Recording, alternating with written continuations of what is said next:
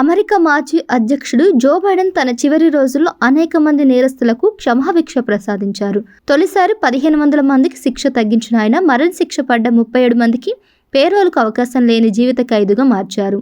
అయితే గతేడాది డిసెంబర్లో బైడెన్ ఈ ప్రకటన చేయగా తాజాగా ట్రంప్ దీనిపై స్పందించారు. బైడెన్ చేసిన ఈ క్షమాభిక్షలు చెల్లవని ప్రకటించారు. సోషల్ మీడియా వేదికగా ఈ విషయాన్ని వెల్లడిస్తూ ఓ షాకింగ్ విషయం తెలిపారు.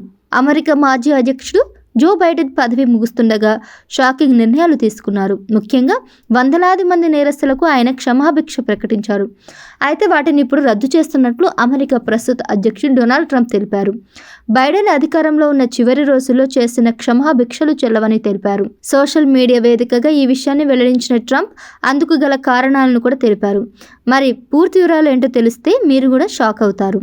అమెరికా మాజీ అధ్యక్షుడు జో బైడెన్ అధికారంలో ఉన్న చివరి రోజుల్లో ముఖ్యంగా డిసెంబర్ నెలలో తొలిసారి 1500 మంది నిందితులకు క్షమాభిక్ష ప్రసాదించారు. ఒక్క రోజులోనే అంతమందికి శిక్ష తగ్గించి చరిత్రకెక్కిన బైడెన్ అదే రోజు తన పదవి నుంచి తప్పుకునే లోపు మరింత మందికి క్షమాభిక్ష ప్రసాదిస్తానని చెప్పారు. ఇచ్చిన మాట ప్రకారమే 15 రోజుల తర్వాత మరికొంతమందికి శిక్షను తగ్గించారు. ముఖ్యంగా ఫెడరల్ మరణ శిక్ష ఎదుర్కొంటున్న 40 మందిలో ఏకంగా 37 మందికి పేరోల్కు అవకాశం లేని జీవిత ఖైదును విధించారు.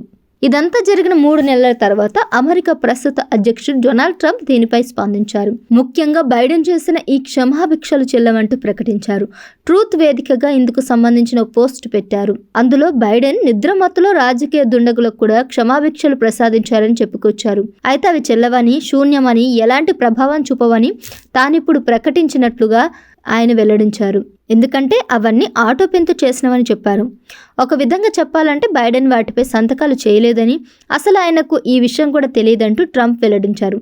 వాటికి అవసరమైన పత్రాల గురించి బైడెన్కు వెల్లడించలేదని, ఆయన ఆమోదించలేదని స్పష్టం చేశారు. ఈ వ్యవహారం నడిపిన వారు నేరం చేశారన్నారు. ఆ తర్వాత అదే రాజకీయ దుండగుల అన్సెలెక్ట్ కమిటీ తనతో సహా అనేక మంది అమాయకులపై 2 ఏళ్ల పాటు నిర్వహించిన తప్పుడు దర్యాప్తులు సంపాదించిన ఆధారాలను కూడా పూర్తిగా నాశనం చేసిందని ట్రంప్ వ్యాఖ్యానించారు. అయితే ఈ నేరాలకు పాల్పడిన వారు అత్యున్నత స్థాయి దర్యాప్తును ఎదుర్కోవడానికి సిద్ధంగా ఉండాలని అర్థం చేసుకోవాలంటూ ట్రంప్ హెచ్చరించారు.